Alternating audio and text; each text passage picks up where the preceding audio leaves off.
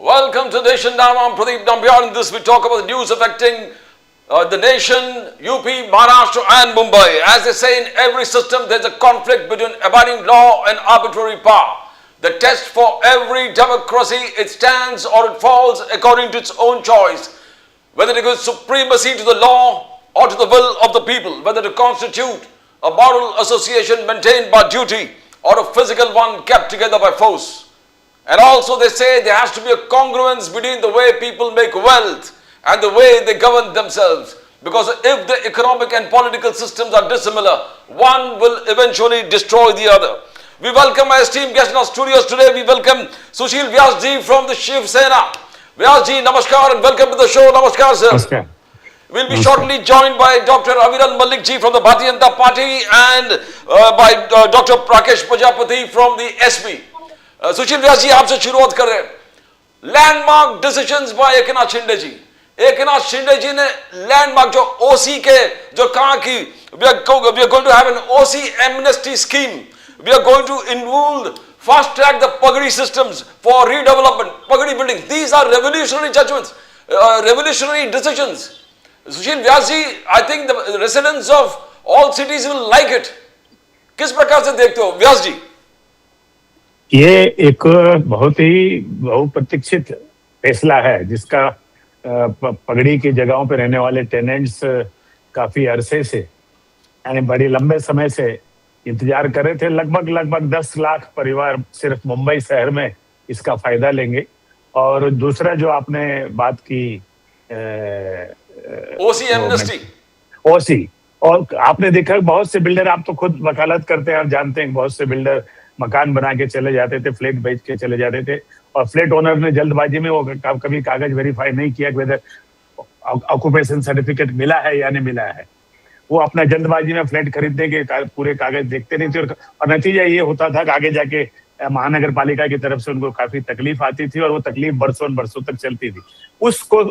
उस तकलीफ को एक जनप्रतिनिधि होने के नाते, एक सच्चा समाज सेवक होने के नाते हृदय की पीड़ा उन्होंने फील की हमारे नेता एकनाथ राव शिंदे ने। और कल उन्होंने सदन के अंदर एक घोषणा की कि इस तरह के ऑक्यूपेशन सर्टिफिकेट जिसके भी लंबित है, अगर पूरी सोसाइटी इकट्ठा होकर के नहीं करती और एक व्यक्तिगत फ्लैट ओनर भी चाहे तो अपने व्यक्तिगत तौर पर भी इस तरह से ओसी को वो हासिल कर सकता है, एक प्रक्रिया को अपना के। एक बहुत ही क्रांतिकारी फैसला है जो जन कल्याण के रूप में आप देखेंगे। इसमें भी करीब लाखों सोसाइटियों में रहने वाले वहाँ के जो फ्लैट ओनर्स हैं, जो अपने आप को ठगा सा महसूस कर रहे थे, अब जाकर के एक चैन की नींद वो लेंगे, चैन की सांस उनको मिलेगी। बट ये एक ऐतिहासिक निर्णय है व्यास जी। मुंबई में और जो सिटीज है ऑल ओवर महाराष्ट्र, ओसी करीबन 40,000 50,000 पूरे महाराष्ट्र के देखोगे आप तो, because the same criteria is going to be applied everywhere. तो मुंबई में एटलीस्ट 35,000 सोसाइटीज को रिलीफ है। 35,000 सोसाइटीज के ऊपर यानी शिंदे साहब ने एक मास्टर स्ट्रोक खेला है।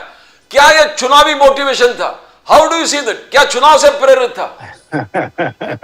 अब नाम्बियार जी, सरकार तो चुनी गई है 5 साल के लिए काम करने के लिए।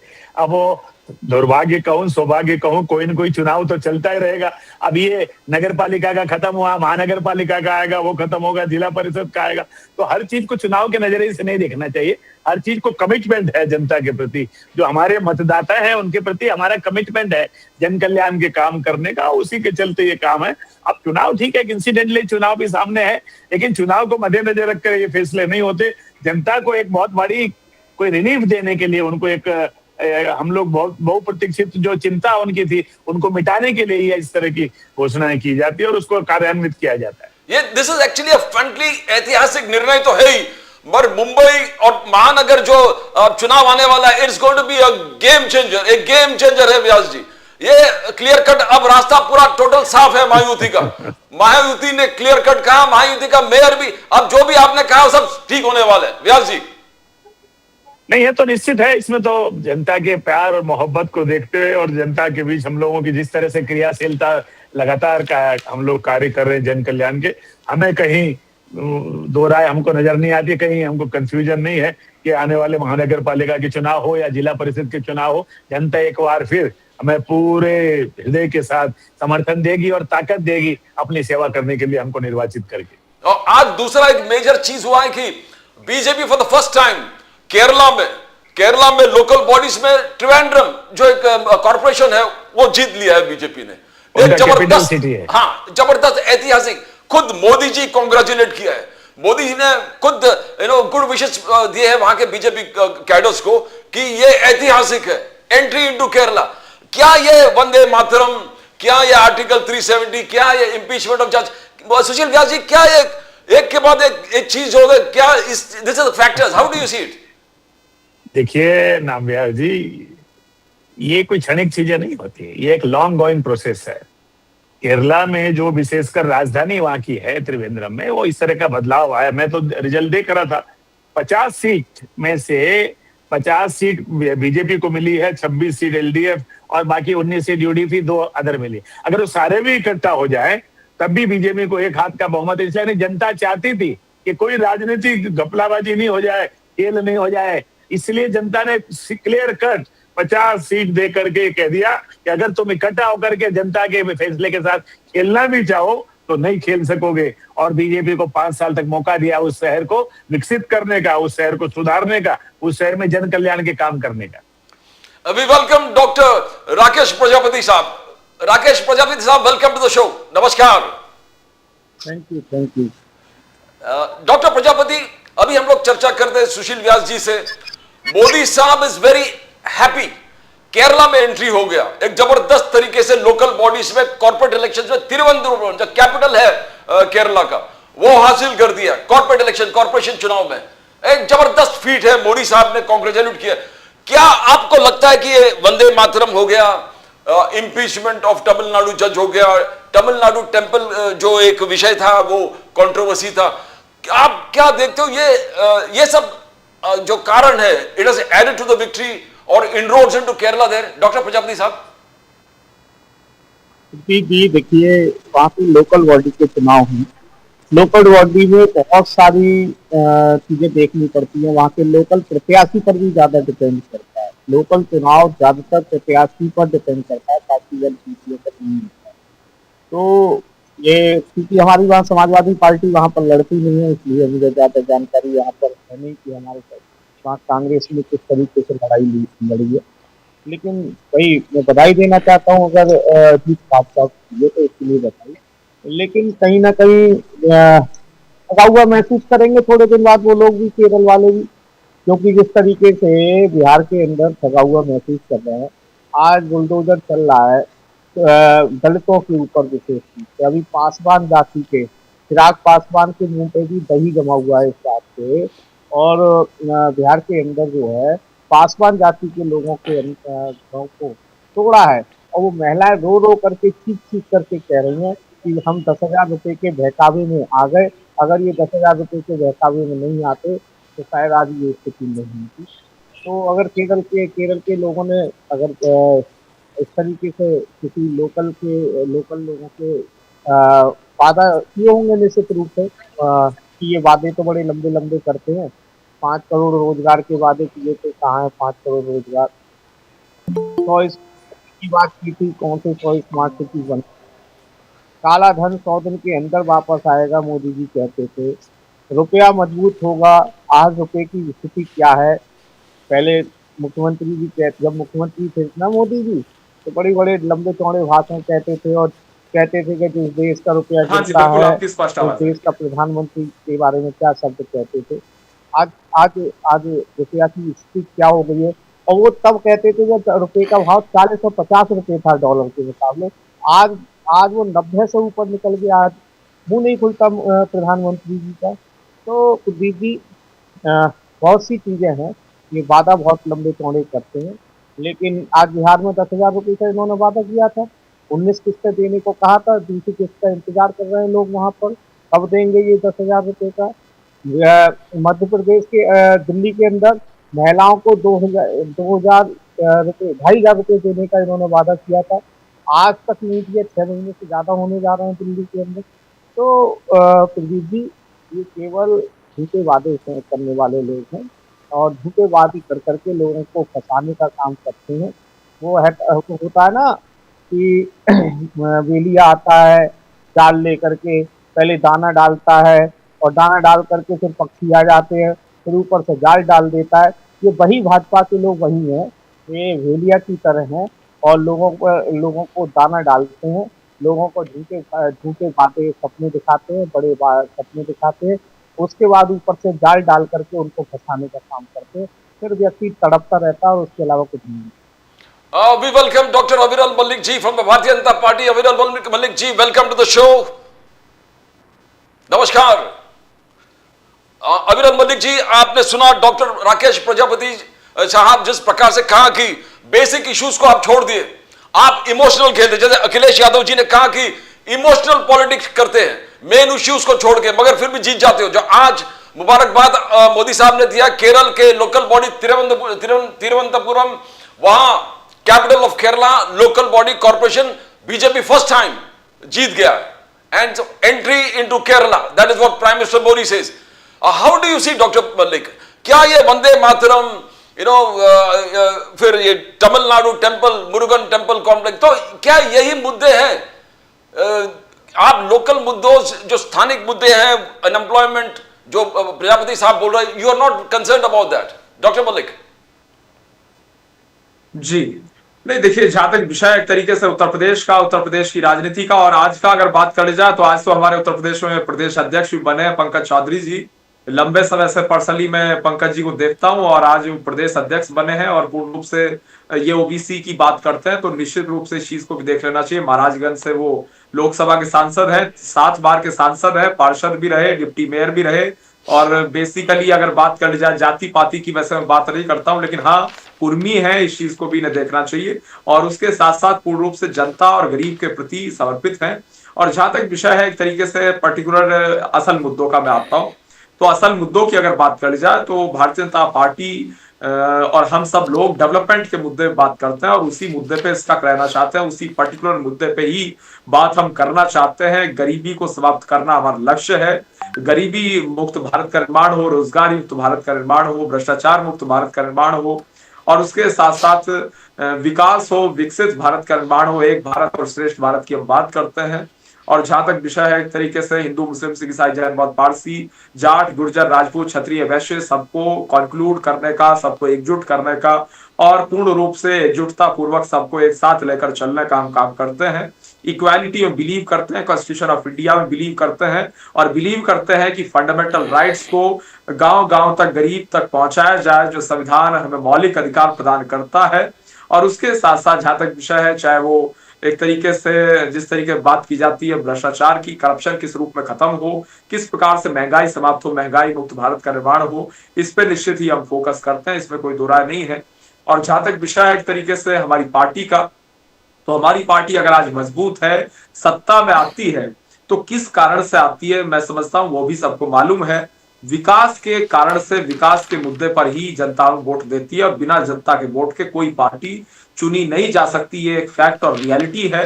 2014 में, 2019 में, 2024 में लगातार 3 लोकसभा चुनाव बीजेपी अगर जीती है तो जनता ने जिताया है। जनता तभी जिताती है जब कुछ विकास होता है, जब कुछ काम होता है। और अगर बात कर जाए यूपी की पर्टिकुलरली, 2017 में, 2022 में बीजेपी जीती है, ये एक फैक्ट है। और उसके साथ साथ अगर बात कर जाए जिस तरीके से डेवलपमेंट की बात की जाती है, तो केंद्र सरकार के द्वारा भी योजनाएं चलाई जाती हैं, राज्य सरकार के द्वारा भी योजनाएं चलाई जाती हैं। उन योजनाओं को ग्राउंड लेवल पे इफेक्टिवली किस तरीके से इंप्लीमेंट किया जाए, इसकी हमने चिंता निश्चित रूप से डंके की चोट पर की है, इसमें कोई दो राय नहीं है। और जो लोग आरोप प्रत्यारोप की राजनीति करते हैं, मैं समझता हूँ वो गलत है। सबको डेवलपमेंट की पॉलिटिक्स करनी चाहिए, इंफ्रास्ट्रक्चर डेवलपमेंट पे बात करनी चाहिए, हेल्थ सेक्टर के डेवलपमेंट पे बात करनी चाहिए, रूरल डेवलपमेंट, अर्बन डेवलपमेंट पे बात करनी चाहिए।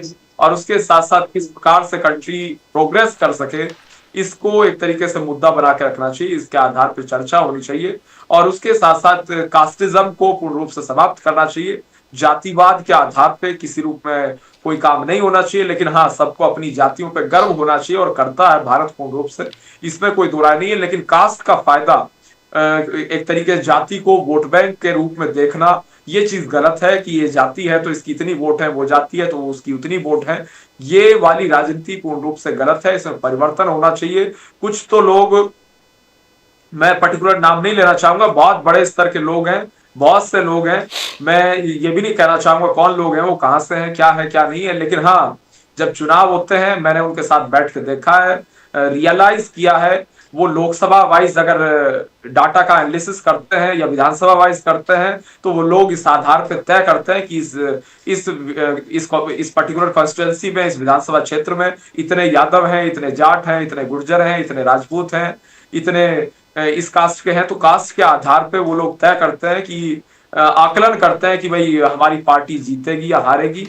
कुछ लोग हैं, उनके ऊपर मैं इल्जाम भी नहीं लगा रहा हूं, लेकिन हाँ, ये सही पॉलिटिक्स नहीं है। सबको इक्वली ट्रीट करना आवश्यक है, और कास्ट को कास्ट के रूप में देखा जाए कोई आपत्ति नहीं है, और हर कास्ट को आगे बढ़ाना जरूरी है, हर वर्ग को आगे बढ़ाना जरूरी है। लेकिन कास्ट को एक वोट बैंक के रूप में देखना, इस घृणित मानसिकता से भारत को बाहर निकलना होगा, और भारत बाहर निकला है, निकल रहा है। भारत का युवा बाहर आया है, और पूर्ण रूप से भारत के जो राजनेता हैं उन्हें भी बाहर निकलना जरूरी है, और निकले हैं और निकलना चाहिए।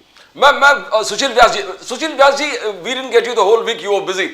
तो इसमें वंदे मातरम पर जबरदस्त डिबेट हुआ था पार्लियामेंट में। वे अमित शाह एक्यूज नेहरू जी वंदे मातरम का टुकड़े टुकड़े करना। उन्होंने, अमित शाह जी ने आगे कहा कि वंदे मातरम का टुकड़े टुकड़े करना it led the foundations of partition. आपने अपीसमेंट को प्राथमिकता दिया and you led the foundations of partition. तो इस स्टेटमेंट को किस प्रकार से देखते हो आप सुशील व्यास जी? नाम्बियार जी, मैं आपके एक वाक्य को नहीं समझ पाया। आपने अपीजमेंट मतलब आप मुझे कह रहे हैं या कांग्रेस पार्टी को कह रहे हैं? कांग्रेस, मैं आपको क्यों कहूं? Sorry, you are part of. Question I think आपने मतलब मेरे दल ने तो सवाल हम भी अभी तो आप एक हो गए, आप खुल के बात कर सकते हो। लास्ट वीक आप खुल के बात नहीं कर सकते थे बिकॉज कुछ झगड़ा चल रहा था। अब तो दोनों शिंदे जी और वीक नाम्बियार जी आप लोगों ने संपर्क किया। मैं दुर्भाग्य से मेरे पारिवारिक कार्यों से मुंबई के बाहर था, इसलिए आपके साथ में मैं नहीं जुड़ पाया। मैं माफी चाहता हूं उसके लिए, लेकिन पारिवारिक कार्य थे। कोई राजनीतिक कार्यकर्ता और विशेषकर बाला साहब ठाकरे की पार्टी का कार्यकर्ता चुनौतियों से भागता नहीं है। मैं हर चीज का जवाब देता हूँ, हर चीज का जवाब देने के लिए उपलब्ध रहता हूँ। Yes yes yes, true. और जहां तक आपने गृह मंत्री जी के बयान की बात कही, तो गृह मंत्री जी को क्यों, प्रधानमंत्री जी ने भी उस बात को शुरुआत की, प्रधानमंत्री जी ने भी सदन में वो बात कही। तो कांग्रेस पार्टी उस बात को झुटला नहीं सकी। कांग्रेस पार्टी ही नहीं, अन्य विपक्ष के दल के बड़े बड़े नेता इस बहस में 10 घंटे से ज्यादा जो बहस चली उसमें हिस्से लिए। जो बात आदरणीय प्रधानमंत्री जी ने और गृह मंत्री जी ने सदन के पटल पे रखी, उसको झुटलाने का काम तो मेरे समझ में किसी नेता ने नहीं किया। खाली यही कहा, यहाँ की बात ये नहीं, आप ये नहीं करते, आप लोकल में नहीं करते, आप वर्तमान में नहीं कहते। इधर भाई आपने जो मेन मुद्दा था 150 साल जिस हमारे राष्ट्रीय गान को हुए वंदे मातरम के, उसको जिस कमियों को हमारे प्रधानमंत्री जी ने और गृह मंत्री जी ने बताया कि जिनके चलते उसको वो महत्व नहीं मिल सका जो मिल जाना चाहिए था, तो उसके ऊपर जवाब देने का काम जो लगभग 65-70 साल राज्य सत्ता में रहने वाली दल के किसी नुमाइंदे सदन के पटल पे नहीं दिया। ये एक कटु सत्य है जिसको स्वीकारना पड़ेगा। इसका मतलब है कि जो गृह मंत्री जी और प्रधानमंत्री जी ने वंदे मातरम को लेकर जो कुछ भी बात सदन के पटल पे रखी, वो बिल्कुल 100% सही थी। और जो भूतकाल में जो हमारे लोग रहे या स्वतंत्रता आंदोलन के पहले जिन दलों की प्रमुखता रही उस आंदोलन में, उन तत्कालीन नेताओं ने कुछ न कुछ उनकी कमियां रही, जिनके चलते उसको वंदे मातरम को वो महत्व नहीं प्राप्त हो पाया जो एक्चुअली जिसके वो हकदार वो एक्चुअली राष्ट्रगान हमारा है। डॉक्टर प्रजापति साहब, अखिलेश यादव जी ने क्लियर कट कहा कि Vande Mataram is nobody's individual property, किसी के पर्सनल जागीर नहीं है वंदे मातरम। उन्होंने कहा कि मेन इश्यूज आप छोड़ दिए, गोवा ट्रेजेडी बीच में था, उसका बिल्कुल चर्चा नहीं हो रहा, इंडिगो का फियास्को था, उसमें कोई बिल्कुल चर्चा नहीं हो रहा था। तो इन्फिल्ट्रेट, तो किस प्रकार से आप देखते हो सिर्फ वंदे मातरम जो हाउस में डिस्कशन चला? डॉक्टर प्रजापति। अभी मैं ये प्रवक्ता शायद एक नाथ शिंदे वाली पार्टी, हाँ बिल्कुल, एडवोकेट सुशील व्यास जी, ये भी पता नहीं क्या कह रहे हैं। ये वो लोग हैं जो 100 साल तक वंदे मातरम से इन्हें कोई मतलब नहीं रहा। 100 साल तक पहली बार वंदे मातरम इन्होंने कब गाया, भाजपा वालों ने, वो सन बताया। आजादी से पहले तो इन्होंने कभी वंदे मातरम गाया नहीं था, ये तो सच्चाई है। आजादी से पहले क्योंकि आजादी में इनका कोई रोल ही नहीं है। ये तो मुखाबिर लोग थे, ये लोग तो माफी वीर थे, ये माफी मांग रहे थे। आजादी में जब पार्टियां राजनीतिक दल हिस्सा ले रहे थे, कांग्रेस के लोग हिस्सा ले रहे थे, समाजवादी लोग हिस्सा ले रहे थे, तो ये लोग तो माफी लिख रहे थे। इनके लोग वीर सावरकर जो है लिख रहे थे, साहब हमें कोई मतलब नहीं है आजादी से। असहयोग आंदोलन चलाया गया और अंग्रेजों भारत छोड़ो जैसी जैसी योजना जब कांग्रेस के लोग लेकर के आए, तो देश के वीर सपूत लेकर के आए, तो ये लोग क्या कर रहे थे? और ये वो लोग हैं, इन्होंने तिरंगा कब फहराया नागपुर पर पहली बार? अभी अभी मुश्किल से 20-25 सालों से इन्होंने तिरंगा फहराना शुरू किया है। ये तिरंगा के अपमान करने वाले लोग हैं। तो इन लोगों से वंदे मातरम की उम्मीद नहीं की जा सकती। रही बात, आपने बिल्कुल सही कहा कि वंदे मातरम पर चर्चा करेंगे, इनको फ्लाइट पर किस तरीके से क्या हो रहा है उस पर चर्चा नहीं करेंगे। 2 करोड़ रोजगार, मैंने पहले ही अभी पूछा, इस 2 करोड़ रोजगार पर चर्चा कभी नहीं करेंगे। 100 स्मार्ट सिटी बनाने का वादा किया था नहीं किया था इन्होंने? अच्छा ये बताइए, किया था ना? एक स्मार्ट सिटी इन्होंने बनाया हो तो बताइए। अरे सबको छोड़िए, प्रधानमंत्री जी मोदी जी तीसरी बार सांसद बने बनारस से, तीसरी बार सांसद बनने के बाद भी उसे क्वाचो नहीं बना पाए। सोचिए, जब प्रधानमंत्री अपने ही संसदीय क्षेत्र को, जहां से वो सांसद हैं, उसको स्मार्ट सिटी नहीं बना पा रहे हैं, तो 100 स्मार्ट सिटी इस देश में क्या करें? रही बात काला धन, 100 दिन में लाने का वादा किया था, 100 दिन में किया था नहीं किया था? अगर किया था तो 100 दिन में आज तक आया हो तो बता दीजिए कितने साल हो गए? अरे 11 साल हो गए। उत्तर प्रदेश की सरकार ने, अहरल मलिक जी बैठे हुए हैं, उत्तर प्रदेश को बड़ी अच्छी तरीके से जानते हैं, देखते हैं, कुछ घूमते हैं। जब सरकार 2017 में आई थी, अब्दुल मलिक जी, योगी आदित्यनाथ ने, और उस समय शायद पीडब्ल्यूडी मंत्रालय हमारे शायद केशव प्रसाद मौर्य जी के पास था, तो ये कहा गया था कि 15 अगस्त तक, मतलब 3 महीने के अंदर प्रदेश को गड्ढा मुक्त कर देंगे। अब्दुल मलिक जी, क्या हो गया गड्ढा मुक्त? कोई सड़क बता दीजिए जो गड्ढा मुक्त हो गई है। 9 साल हो गए, 9, क्योंकि आप भी उत्तर प्रदेश है, ये हमारे प्रदीप जी और जो हमारे दूसरे प्रवक्ता साथी, ये तो महाराष्ट्र है, मैं तो नहीं पता उत्तर प्रदेश की सड़कों की स्थिति क्या है।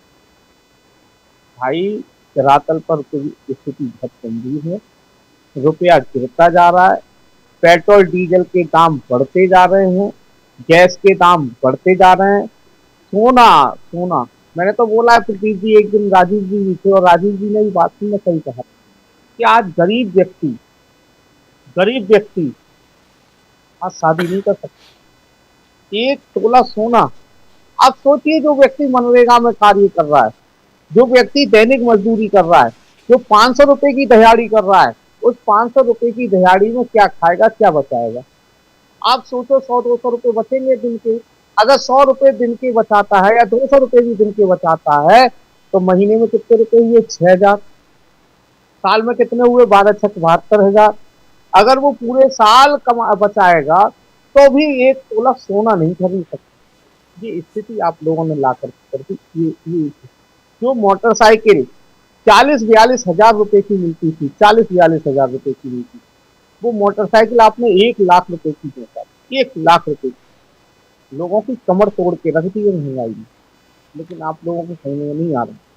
इसलिए मैं तो बस इतना कहना चाहता हूँ कि अगर इस देश का विकास चाहते हैं, इस देश को वास्तव में आप देश के राष्ट्रभक्त हैं, तो इस देश में चर्चा होनी चाहिए स्वास्थ्य पर, रोजगार पर, शिक्षा पर और इंफ्रास्ट्रक्चर पर, ना कि वंदे मातरम जैसे। मैं व्यास जी को, doctor Malik, I'll go to Vyas ji, he wanted to respond. बोलिए व्यास जी, just respond quickly. नहीं नामियार जी, मैं सिर्फ छोटी सी बात कहना चाहता था। मेरे भाई अभी कुछ कह रहे थे कि ये चर्चा नहीं हुई, वो चर्चा नहीं हुई। ठीक है, सारा सरमाते भे, लेकिन संसदीय राजनीति में हम लोग देखते हैं, आपका दल भी सरकार में रहा है। आप जानते हैं कि कोई भी विशेष समिति जब कोई चीज को फैसला करती है, जिसमें सारे दल के लोग बैठ करके संसद के जो अध्यक्ष हैं या सभापति के साथ फैसला करते हैं कि इस विषय पर इतने घंटे की चर्चा होगी, तब मुझे बताइए कि अगर 10 घंटा तय किया गया था वंदे भारत पे, वंदे मातरम पे, तो अन्य विषयों की चर्चा उसमें कैसे हो सकती है? हम तो ये समझ में नहीं आ रहा, संसदीय राजनीति में हिस्सेदारी करने वाले लोग इस तरह की बात करते हैं, तो आप अलग से उसके लिए चर्चा मांगिए। लेकिन आपका ये कहना है कि वंदे भारत मातरम की जो 10 घंटे की चर्चा थी, उस दौरान इंडिगो नहीं चर्चा हुई, उसमें ये नहीं हुई, यार भाई कैसे आप कर सकते हो? जिस चर्चा को, जिस सब्जेक्ट को लेकर के हमने 10 घंटे का वो समय तय किया, उसके ऊपर ही चर्चा होगी ना, इधर उधर की चर्चा तो नहीं। अगर आपको तो अन्य विषयों पे चाहिए तो आप वो जो विशेष समिति की बैठक होती है सभापति जी के पास, उस समय तय करवा लीजिए, उस पर भी चर्चा हो जाए। कौन भागता है चर्चा से? साहब तानाशाही का दौर चल रहा है, साहब तानाशाही का दौर चल रहा है, कहीं कोई सुनने वाला नहीं है। विपक्ष एफआईआर पर चर्चा चाहता था, लेकिन सरकार को वंदे मातरम पर चर्चा करा। विपक्ष चाहता था बीएलओ के 20 बीएलओ की मृत्यु हो चुकी है उत्तर प्रदेश में, 20 बीएलओ, उन 20 बीएलओ को न्याय मिले, लेकिन सरकार वंदे मातरम पर चर्चा कर। सरकार प्रदेश की सरकार और हम लोग चाहते थे कि लोगों के स्वास्थ्य पर चर्चा हो, लेकिन बताइए कभी स्वास्थ्य की चर्चा नहीं। ये चर्चा कौन करने का डिसाइड कौन करेगा? समिति करेगी, लेकिन समिति में सुना कब जा रहा है? तानाशाही का दौर चल रहा है। लोकतंत्र भारत में लोकतंत्र की हत्या की जा चुकी है और हत्या हो चुकी है। Doctor Aviral Malik, you are killing democracy. कल अखिलेश यादव जी यही कहा, you are weakening the constitution को वीकन कर रहे हो, और after that you weakens democracy, लोकतंत्र टोटली खत्म हो जाता है। यू रिस्पॉन्ड टू प्रजापति साहब, डॉक्टर मलिक। जी देखिए, जहां तक विषय एक तरीके से समाजवादी पार्टी का और उसके साथ साथ लोकतंत्र का, तो अखिलेश जी बिल्कुल सही बात कर रहे हैं। मैंने हर चैनल पे कहा इस चीज को, जो अखिलेश जी कह रहे हैं बिल्कुल सही है, इसमें कोई दो राय नहीं है। लोकतंत्र समाप्त करने का अगर किसी ने काम किया, संविधान समाप्त करने का अगर किसी ने काम किया, तो कांग्रेस पार्टी ने किया। 1975 में आपातकाल को इंप्लीमेंट करके कांग्रेस पार्टी ने लोकतंत्र को समाप्त किया। बिल्कुल सही बात अखिलेश जी कहते हैं, और भारतीय जनता पार्टी का वो केवल नाम लेते हैं। बीजेपी के कंधे पर रखकर वो बंदूक कांग्रेस पार्टी चला रहे हैं। निशाना पूर्ण रूप से कांग्रेस पार्टी है, क्योंकि उत्तर प्रदेश में अखिलेश जी को अलायंस तोड़ना है कांग्रेस से, और सब समाजवादी पार्टी के लोग चाहते हैं कि पूरी 403 सीटों पे उत्तर प्रदेश में वो अपने कैंडिडेट्स उतारे, विधानसभा चुनाव लड़े, क्योंकि समाजवादी पार्टी इस देश की तीसरी सबसे बड़ी पार्टी है और विपक्ष की दूसरी सबसे बड़ी पार्टी है। लेकिन वो अगर कुछ भी है तो केवल उत्तर प्रदेश में ही है। उत्तर प्रदेश के बाहर समाजवादी पार्टी है कुछ नहीं है, और उत्तर प्रदेश में ही अगर समाजवादी पार्टी है तो पूर्ण रूप से वो स्वाभाविक है, वो चाहेगी कि पूरे उत्तर प्रदेश में वो अपने कैंडिडेट्स उतारे, और सारे सपा के नेता विधानसभा का चुनाव लड़ना चाहते हैं। तो इसका दूसरे शब्दों में अर्थ हुआ कि उत्तर प्रदेश में गठबंधन टूटेगा, और कांग्रेस से जब गठबंधन टूटेगा तो फिर प्रियंका जी मैदान में आएंगी और कहेंगी लड़की हूं, लड़ सकती हूं, मैं कुछ भी कर सकती हूं। जैसे एक तरीके से 403 विधानसभा क्षेत्रों में पिछली बार उन्होंने अपने कैंडिडेट्स उतारे थे, तो मैं समझता हूं वही कंडीशन आएगी। और अगर बात कर जाए समाजवादी पार्टी की और अखिलेश जी के तर्क की, तो मैं समझता हूं बिल्कुल सही है अखिलेश जी जो कह रहे हैं, क्योंकि 1975-77 के मध्य में आपातकाल लगाकर नेताजी स्वर्गीय मुलायम सिंह यादव जी को जेल अगर किसी पार्टी ने भेजा तो इसी समाजवादी पार्टी ने भेजा। और उसके साथ साथ राकेश प्रजापति जी यहाँ बैठे हैं, मैं अपने अनुभव अपने एक्सपीरियंस के साथ बता देता हूं, ये लोहियावादी नहीं है, ये लोहियाइट नहीं है। राकेश प्रजापति जी समाजवादी जरूर हैं, आप समाजवादी हैं लेकिन लोहियावादी नहीं है। लोहिया जी की पूरी राजनीति कांग्रेस विरोध पर आधारित रही। नंबर 2, नेताजी स्वर्गीय मुलायम सिंह यादव जी की पूरी राजनीति, उनका पूरा जीवन काल कांग्रेस विरोध पर आधारित रहा। नेहरू जी के सबसे बड़े मुखर विरोधी नेताजी स्वर्गीय मुलायम सिंह यादव जी थे। उन्होंने पूर्ण रूप से नेहरू जी की विदेश नीति, नेहरू जी की रक्षा नीति का डंके की चोट पर विरोध किया, और उसके साथ साथ चीन के विषय पर नेताजी मुलायम सिंह यादव जी की क्या राय थी, ये पढ़ लेना चाहिए पूर्ण रूप से इस चीज को जाकर के सभी लोगों को। और जहां तक विषय एक तरीके से जो लोग कहते हैं कि नेहरू जी की क्यों चर्चा की जाती है, नेहरू जी की चर्चा तो नेताजी करते थे, नेताजी मुलायम सिंह यादव जी नेहरू जी की आलोचना करते थे। तो इस चीज को भी समाजवादी पार्टी के लोगों को याद रखना चाहिए, और रखते हैं, अखिलेश जी को याद है, इसीलिए वो संविधान की बात बार बार कर रहे हैं, क्योंकि संविधान की बात जब अखिलेश जी करते हैं तो तो इनडायरेक्टली कांग्रेस पार्टी को नीचा वो दिखाते हैं और पूर्ण रूप से कांग्रेस पार्टी सहम उठती है जब संविधान की बात होती है, क्योंकि इसी कांग्रेस पार्टी ने 1975 में आपातकाल लगा के लोकनायक जयप्रकाश नारायण जी, राम मनोहर लोहिया जी और सभी लोगों के ऊपर किस प्रकार के अत्याचार किए ये भी सबको मालूम है। और उसके साथ साथ अगर बात कर जाए सभी समाजवादी नेताओं की, तो सभी समाजवादी नेताओं को जेल भेजा गया था उस दौर में, चाहे वो पूर्व प्रधानमंत्री चंद्रशेखर जी रहे हों, चाहे अन्य राजनेता रहे हों, अटल बिहारी वाजपेयी जी रहे हों, मुरली मनोहर जोशी जी रहे हों, लाल कृष्ण आडवाणी जी रहे हों, मोरारजी देसाई जी रहे हों, जितने भी नेता थे सबको उस दौर में जेल भेजा गया, जुडिशरी में ताला जड़ दिया गया, प्रेस की बिजली काट दी गई। इतना ही नहीं हुआ, इतना तक हो गया बल्कि कि जब संजय गांधी जी पढ़ेंगे, और बल्कि संजय गांधी जी और इंद्र कुमार गुजराल जी की बहस भी हुई और इंदिरा जी ने जाकर के फखरुद्दीन अली अहमद जी उस दौर के राष्ट्रपति को ये कहा था कि आप तत्काल इमरजेंसी लगाइए। जब उन्होंने इसके रिस्पांस में पूछा कि क्या आपने कैबिनेट को सूचित किया, तो उन्होंने कहा कि मैंने इसकी आवश्यकता नहीं समझी। ये लोकतंत्र था। एक देश की एक तरीके से प्रधानमंत्री वो कह रही हैं राष्ट्रपति के पूछने पे कि मैंने जरूरत नहीं समझी कैबिनेट को सूचित करने की कि इमरजेंसी इंप्लीमेंट की जा रही। तो ये लोकतंत्र की बात कर रहे हैं ये कांग्रेस पार्टी के लोग। कांग्रेस पार्टी के लोग लोकतंत्र की, संविधान की बात करेंगे। तो जब कांग्रेस पार्टी लोकतंत्र और संविधान की बात करती है तो बड़ी हास्यास्पद वो स्थिति लगती है, ये बिल्कुल स्पष्ट मालूम है। और इस चीज से सारे समाजवादी पार्टी के प्रवक्ता एग्री करते हैं इस बात से, और करना पड़ेगा, मजबूरन करना पड़ेगा, क्योंकि फाउंडर नेताजी मुलायम सिंह यादव जी थे और फाउंडर नहीं बदलते हैं। कुछ लोग कहते हैं कि परिस्थिति, और कुछ लोग कह देते हैं वो अतीत हो गया, वो 20 साल 50 साल 30 साल पुरानी बात हो गई। तो इस आधार पे तो कुछ लोग ये भी कह देंगे कि भाई स्थापना दिवस भी मनाने की आवश्यकता नहीं है समाजवादी पार्टी का, क्योंकि वो भी अतीत हो गया। तो ऐसे नहीं होता है ना। अगर आप स्थापना दिवस मना रहे हैं, आप नेताजी की आइडियोलॉजी को फॉलो कर रहे हैं, तो आपको ये भी एक्सेप्ट करना पड़ेगा कि नेताजी ने कांग्रेस का विरोध किया और डंके की चोट पर किया। इस चीज को याद रखना जरूरी। या I'll come to सुशील व्यास जी। सुशील व्यास जी, यहां पर भी कॉर्पोरेशन इलेक्शन स्पेशली मुंबई में 11 लाख जितने भी है वोटर्स, डबल वोटर्स, वो एक प्रोसेस प्रक्रिया चल रहा है। आपका नॉलेज इस टोटल इलेक्शन प्रोसेस में जबरदस्त है।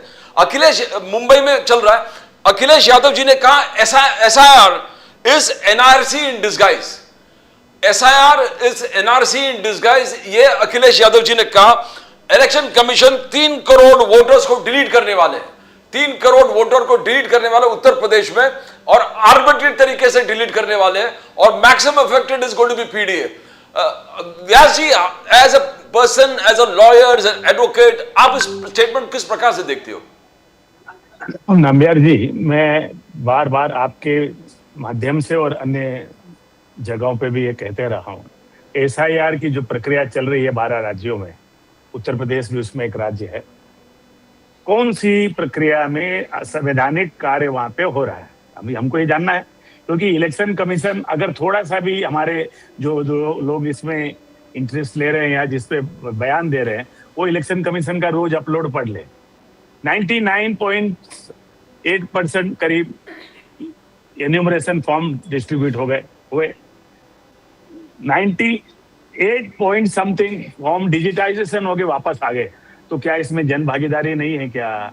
फॉर्म बढ़ गए, ये तो BLO का काम था, वापस आ गए। मतलब डिजिटाइजेशन का मतलब वो जो संबंधित मतदाता ने अपनी जानकारी दे करके उसको डिजिटाइज किया, इसका मतलब जनता की भागीदारी उसमें हुई 98% से ऊपर।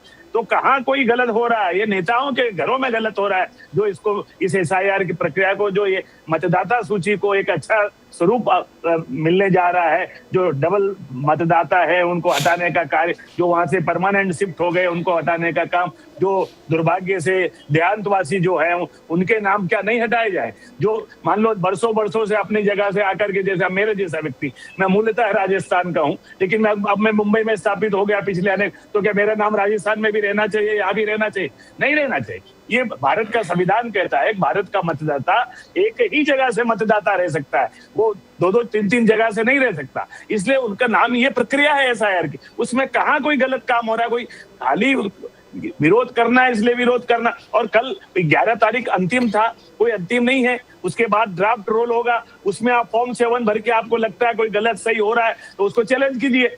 अगर नहीं पता हो तो मैं लॉ बता दूं, फॉर्म 7 भर दीजिए, उसको चैलेंज कीजिए। अगर कोई गलती नाम वाम में है तो फॉर्म 8 भर दीजिए, उसको ठीक करा लीजिए। अगर कोई नाम 18 साल का बच्चा है, उसका नाम मतदाता में रह गया तो फॉर्म 6 भर के उसको जुड़वा लीजिए। और क्या कर सकती है प्रक्रिया? फंटास्टिक। तो ये अखिलेश यादव जी जो कह रहे कि एनआरसी को link, SIR is NRC in disguise, कोई सिमिलरिटीज? देखिए नाम्बियार जी, बड़े राष्ट्रीय नेता लोग क्या कहते हैं क्या नहीं कहते मैं नहीं जानता, लेकिन इलेक्शन कमीशन एक संवैधानिक संस्था है और संविधान के अनुसार ही सारी प्रक्रिया अपनाई जा रही है। उसमें आप टेक्निकल डिफेक्ट बताइए, अपने मर्जी से हम कुछ भी बयान दे दें, वोट चोरी, वोट, अरे भाई अभी तो वोट है ही नहीं वहां। जिन 12 राज्यों में एसआईआर हो रहा है वहां तो कोई वोट 2-2, 3-3 साल तक नहीं होने वाले हैं। तो आप एक बंगाल को छोड़ दें तो हम लोग, और केरला को छोड़ दें तो कहाँ आप लोग मतलब वोट चोरी की बात कर रहे हैं? वोट चोरी होगी तो भी मैं बता दूंगा आपको। आपके पोलिंग बूथ में जो एजेंट बैठेगा उसको कहिएगा सुबह से लेकर शाम तक 70-80 फॉर्म लेने तक बैठा रहे। तो डॉक्टर प्रजापति साहब, अखिलेश यादव जी ने कहा कि SIR is NRC in disguise. Akhilesh Yadav ji ने कहा election commission is going to delete 3 crore voters, 3 crore voters, और बेसिकली मैक्सिमम ये पीडीए से आने वाला है। तो क्या एनआरसी का इंडिकेशन देके वो अल्पसंख्यक को टारगेट कर रहे हैं? किस प्रकार से देखते हो आप डॉक्टर प्रजापति? नहीं प्रदीप जी, अभी हमारे एडवोकेट व्यास जी कह रहे थे कि 99.8% फॉर्म फट गए। ये पता है क्या हुआ था प्रदीप जी? 4 नवंबर से फॉर्म फटना शुरू हुए, 4 नवंबर से एसआईआर शुरू हुआ था और बीएलओ को जो फॉर्म मिले थे वो 15 नवंबर 16 नवंबर के बाद मिले थे, 15 और 16 नवंबर। और वास्तविकता में जो फॉर्म फटना शुरू हुए वो 16-17 नवंबर के बाद शुरू हुए और 18, 19, 20 नवंबर को ही चढ़ा दिए गए कि 99.6% फट गए। और मैंने बताया ना, मैं धरातल पे भी मैं काम करता हूँ, केवल पार्टी का प्रवक्ता ही नहीं हूँ। मैं एसआईआर में अपना एक पूरा विधानसभा देख रहा हूँ। उस बिसौली विधानसभा के सैकड़ों बूथों पर मैंने जाकर के देखा, भौतिक निरीक्षण किया। कई बूथ ऐसे थे जहां पर कोई फॉर्म नहीं था, कोई फॉर्म, नॉट ए सिंगल। और उस बूथ का जो दिखाया जा रहा था वो 99.6 दिखाया जा रहा था, उसी बूथ का ऑनलाइन। मैंने बीएलओ को फोन किया फिर वहां बैठ करके, तो बीएलओ को पूछा कि भाई फॉर्म क्यों नहीं बटे हैं? बोले वो सर मेरी ड्यूटी लगा दी गई है, मैं तो जानता ही नहीं हूँ इस गांव में कौन व्यक्ति का घर कहाँ पर है। क्योंकि वास्तविकता यह है कि 10-10 किलोमीटर दूर व्यक्ति रहने वाले व्यक्ति को ड्यूटी लगा दी गई। अब वो क्या जाने रामलाल का घर किधर है, श्यामलाल का घर किधर है, मोहनलाल का घर किधर है। अब वो यही ढूंढ रहा है, रामलाल किधर रहते हैं, श्यामलाल किधर रहते हैं, मोहनलाल किधर रहते हैं। तो वास्तविकता ये थी और आज ही स्थिति ये है। हाँ ठीक है, बाद में इसकी प्रेशर पड़ा बीएलओ पर। उस प्रेशर का नतीजा ये हुआ कि 20 लोगों की मृत्यु बीएलओ की उत्तर प्रदेश के अंदर हो गई, जिसमें कुछ ने आत्महत्या कर ली, कुछ कैंसर का शिकार हो गए, कुछ हार्ट अटैक से खत्म हो गए। और समाजवादी पार्टी ने 3 बीएलओ की मदद तो तुरंत ही कर दी, 2-2 लाख रुपए में। एक के घर को राष्ट्रीय अध्यक्ष जी खुद कानपुर गए, 1-2 लोगों को पार्टी कार्यालय पर बुला करके 2 लाख रुपए की मदद की। तो भाजपा ने किसी की एक बीएलओ की कोई मदद नहीं। तो वास्तविकता जो कहना चाह रहा हूँ कि वास्तविकता ये है कि आज जाकर के अब ये मिलना शुरू हुआ है कि कितने लोगों के वोट कटे हैं, किस कारण से कटे। और जो औसत निकल के आया है वो 197 वोट का आया है एक बूथ पर, और लगभग 1.5 लाख बूथ हैं। इसीलिए राष्ट्रीय अध्यक्ष जी बार बार कह रहे हैं कि लगभग 3 करोड़ वोट काटने का काम भारतीय जनता पार्टी एसआईआर के नियंत्रण करने जा रही है, जिसमें अधिकांश पीडीए है। लेकिन हम इन वोटों को कटने नहीं देंगे। लगातार हमारे पार्टी के बीएलओ की मदद कर रहे हैं और अब हमें लिस्ट मिली है, आज हम लोगों को भी प्राप्त हो गई है कि किन किन वोटों को काटा गया है, किस कारण से काटा गया है। आज से वो आपत्तियां हम लोग लगाना शुरू करेंगे और कोशिश करेंगे कि पीडीए के वोट ना कट जाए। बट क्या, एक प्रश्न आपसे और पूछता हूं, ये ओबीसी बीजेपी चीफ आने से क्या आपके पीडीए में बहुत तकलीफ होने वाले? बिकॉज किस प्रकार अरे से? अरे प्रदीप जी, अभी मैं भूल गया उस बात को कहना चाहता हूँ। अभी हमारे अफजल मलिक जी कह रहे थे कि जाति की बात नहीं होनी चाहिए, ये नहीं होनी चाहिए। उन्होंने स्टार्टिंग ही जाति से की थी, कुर्मी समाज से है। अरे क्या जरूरत थी कुर्मी समाज को बताने की अफजल मलिक जी? और जाटों के मुंह पर एक तमाचा और मार दिया भारतीय जनता पार्टी ने। जाटों के मुंह पर एक तमाचा और मारा है भारतीय जनता पार्टी ने। क्या आप जाटों की जरूरत नहीं रही भाजपा के लिए? आपके जाट बरादरी से थे भूपेन्द्र चौधरी जी, उनको हटा दिया।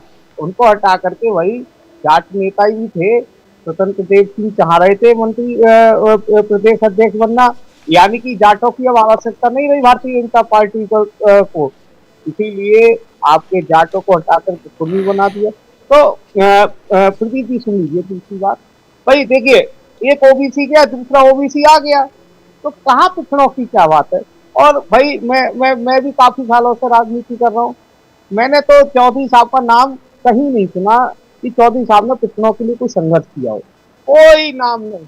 जो नए हमारे चौधरी बने हुए हैं सांसद जी, वो सांसद जरूर हैं, गोरखपुर में कुछ करते होंगे मानता हूँ, थोड़ा बहुत करते होंगे, सांसद करते जरूर होंगे, ये तो मैं मानता हूँ। लेकिन कोई बहुत बड़ा स्ट्रगल, अगर मैं गलत हूँ तो अफजल मलिक जी बता दे तो उन्होंने पिछड़ों के लिए कोई बहुत बड़ी लड़ाई लड़ी है? भाई मैं लड़ता हूँ, बताइए, कई वीडियो तो मेरी वायरल हो चुकी है, मैंने तो आज तक उनकी कोई वीडियो वायरल नहीं हुई। एक अफजल मलिक वाली वीडियो बहुत वायरल हुई थी, अफजल मलिक जी ने आपके चैनल पर मेरे समाज के लिए गालियां दी थी, 5 करोड़ प्रजापतियों का अपमान किया था। वो भी एक, क्योंकि मैं पिछड़ों की लड़ाई लड़ता हूँ। लेकिन मैंने तो आज तक उनकी चौधरी साहब की कोई वीडियो नहीं देखी जो पिछड़े समाज की वो लड़ाई लड़ते हो। इससे ज्यादा तो अच्छे भूपेन्द्र चौधरी थे, कम से कम जाट समाज से आते थे, किसानों की लड़ाई लड़ते थे। लेकिन जिन्हें बनाने जा रहे हैं उनका पिछड़ों के लिए कोई रोल नहीं है। इसलिए एक पिछड़ा गया, दूसरा पिछड़ा आ गया, उससे क्या फर्क पड़ रहा है? कोई फर्क नहीं पड़ने वाला है। और जाट और नाराज हो गए। आज से भारतीय जनता पार्टी से जाट किनारा करना शुरू कर देंगे। अब भाई अफजल मलिक जी को अफजल मलिक को अपमान लगता हो ना लगता हो, लेकिन जाट तो बड़े स्वाभिमानी व्यक्ति होते हैं।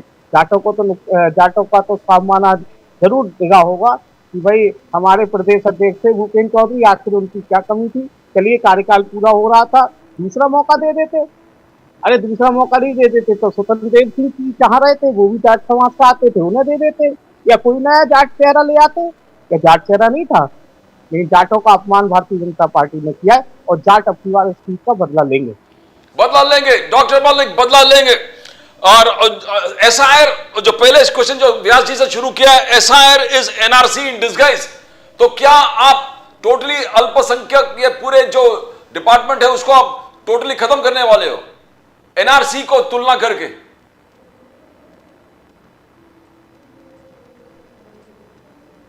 डॉक्टर मलिक जी देखिए, एसआईआर का जहां तक विषय है, एसआईआर की ये बात जहां तक जाती है, तो मैं समझता हूं इस चीज को स्पष्ट रूप से सबको जान लेना चाहिए। देखिए, अगर एसआईआर की बात कर जाए, जिसकी 18 साल की उम्र हो जाती है उसका नाम वोटर लिस्ट में जुड़ जा रहा है, और जिसका निधन हो जा रहा है उसका वोटर लिस्ट से हटा दिया जा रहा है। वोटर लिस्ट को अपडेट एंड अपग्रेड किया जा रहा है, ये बिल्कुल स्पष्ट है।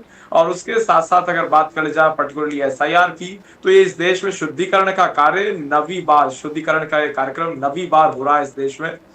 तो कोई ये एक तरीके से कुछ बहुत बड़ा काम है या नया है, या एक तरीके से कुछ ऐसा हो गया जो एक आश्चर्य वाला विषय है, अतिशोक्ति वाला विषय, मैं समझता हूँ ऐसा बिल्कुल नहीं है और आश्चर्यचकित होने की बात ही नहीं है।